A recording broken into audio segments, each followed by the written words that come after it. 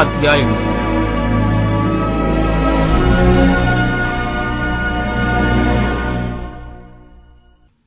మీరు అభ్యంతరపడకుండవలెనని ఈ మాటలు మీతో చెప్పుచున్నాను. వారు మిమ్మును సమాజ మందిరములలో నుండి వెలివేయుదురు. మిమ్మును చంపు ప్రతివాడు తాను దేవునికి సేవ చేయుచున్నానని అనుకుని కాలము వచ్చుచున్నది. వారు తండ్రిని నన్నును తెలుసుకొనలేదు గనుక ఇలాగు చేయుదురు. అవి జరుగు కాలము వచ్చినప్పుడు నేను వాటిని గూర్చి మీతో చెప్పితినని మీరు జ్ఞాపకము చేసుకునులాగున ఈ సంగతులు మీతో చెప్పుచున్నాను. నేను మీతో కూడా ఉంటిని గనుక మొదటనే వీటిని మీతో చెప్పలేదు. ఇప్పుడు నన్ను పంపిన వాని యొద్దకు వెళ్ళుచున్నాను. నీవు ఎక్కడికి వెళ్ళుచున్నావని మీలో ఎవడను నన్నడుగుటలేదు గాని నేను ఈ సంగతులు మీతో చెప్పినందున మీ హృదయము దుఃఖముతో నిండియున్నది. అయితే నేను మీతో సత్యము చెప్పుచున్నాను. నేను వెళ్లిపోవుట వలన మీకు ప్రయోజనకరము. నేను వెళ్ళని ఎడల ఆదరణకర్త మీ యొద్దకు రాడు. నేను వెళ్లిన ఎడల ఆయనను మీ యొద్దకు పంపుదును. ఆయన వచ్చి పాపమును గూర్చియు నీతిని గూర్చియు తీర్పును గూర్చియు లోకమును ఒప్పుకొనజేయును.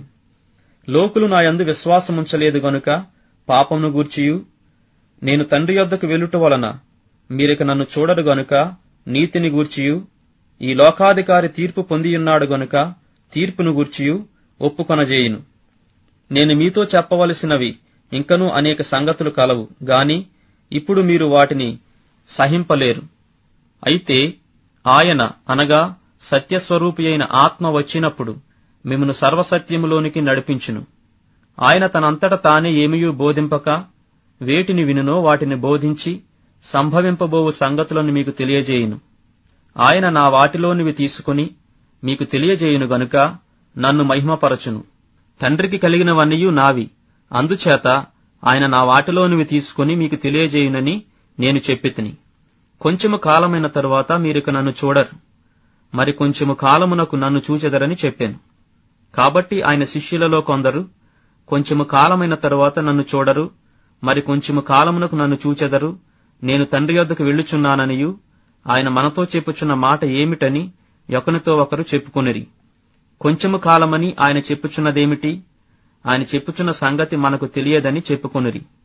వారు తన్ను అడుగగోరుచుండిరని యేసు ఎరిగి వారితో ఇట్లనెను, కొంచెము కాలమైన తరువాత మీరు నన్ను చూడరు, మరి కొంచెము కాలమునకు నన్ను చూచెదరని నేను చెప్పిన మాటను గూర్చి మీరు ఒకనితో ఒకడు ఆలోచించుకొనుచున్నారా?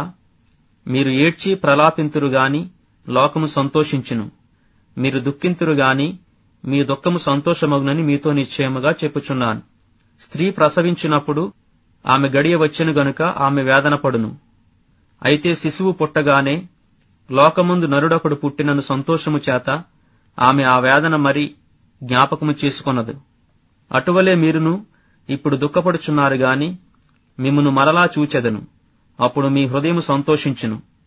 మీ సంతోషమును ఎవడనూ మీ యొద్ద నుండి తీసివేయడు. ఆ దినమున మీరు దేని గూర్చియు నన్ను అడుగరు. మీరు తండ్రిని నా పేరట ఏమి అడిగినను ఆయన మీకు అనుగ్రహించునని మీతో నిశ్చయముగా చెప్పుచున్నాను. ఇదివరకు మీరేమియూ నా పేరట అడుగలేదు. మీ సంతోషము పరిపూర్ణమగునట్లు అడుగుడి, మీకు దొరకును. ఈ సంగతులు గూఢార్థముగా మీతో చెప్పితిని.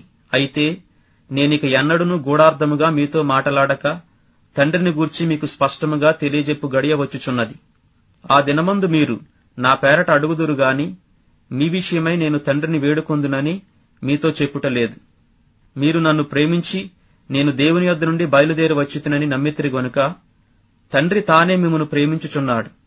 నేను తండ్రి యొద్ద నుండి బయలుదేరి లోకమునకు వచ్చియున్నాను, మరియు లోకమును విడిచి తండ్రి యొద్దకు వెళ్ళుచున్నానని వారితో చెప్పాను. ఆయన శిష్యులు, ఇదిగో ఇప్పుడు నీవు గూఢార్థముగా ఏమీయూ చెప్పక స్పష్టముగా మాటలాడుచున్నావు. సమస్తము ఎరిగినవాడవనియు ఎవడునూ నీకు ప్రశ్న వేయ నగత్యము లేదనియు ఇప్పుడెరుగుదుము.